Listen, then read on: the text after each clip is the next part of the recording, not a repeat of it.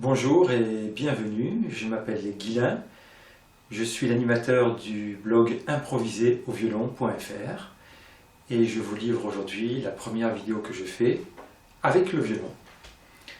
Alors pour cette première vidéo, j'avais envie de faire un clin d'œil à celui qui m'a aidé à commencer à jouer des musiques improvisées, à savoir un violoniste qui s'appelle Frédéric Tary.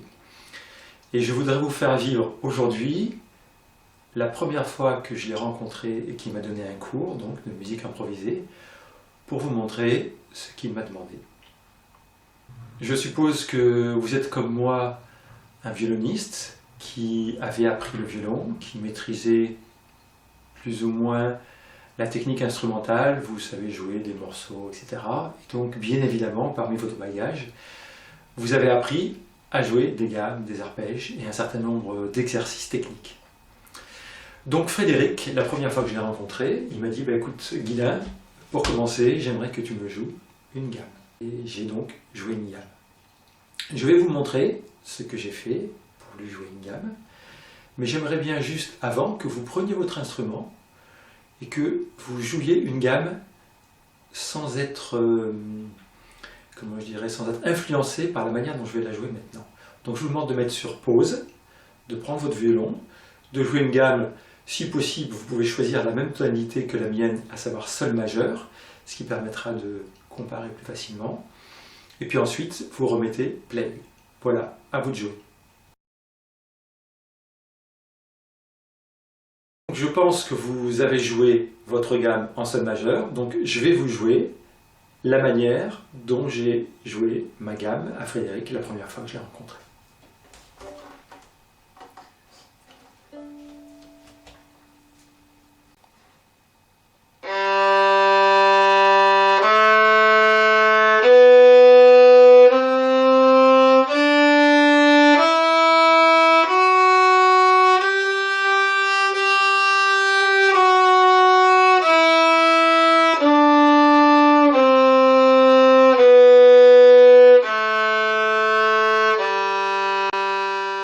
Voilà, gamme on ne peut plus basique, première position, un octave, sol majeur.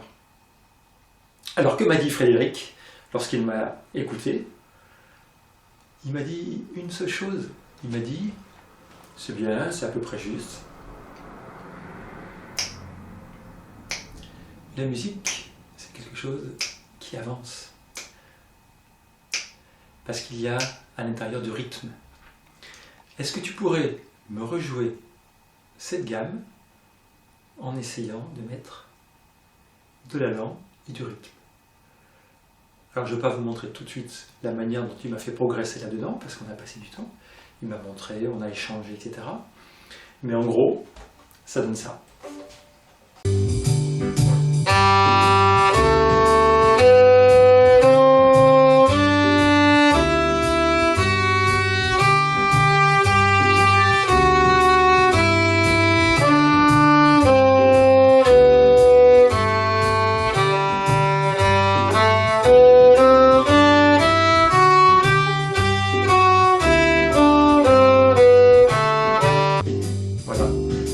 Bien évidemment, après, sur cette base, on peut commencer à improviser dans ce sens qu'on n'est pas obligé de suivre les notes de la gamme dans le sens où la gamme nous est dictée. Voilà, on peut choisir. Ça va être le premier geste, on pourrait dire, de jouer sans partition et sans avoir de notes qu'on doit jouer à l'avance, préalablement connues.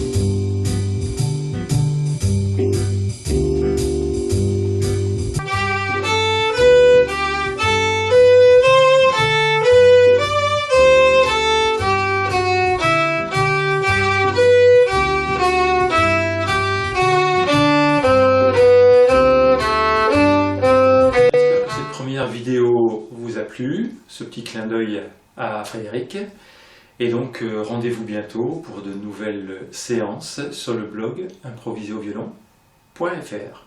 Et maintenant, pour terminer, je vous propose quelques petites secondes d'un musicien c'est un saxophoniste, Sonny Rollins, qui joue, et j'ai voulu vous mettre cette musique pour illustrer le fait qu'avec une seule note, je je dis bien avec une seule note, on peut arriver à faire quelque chose de super.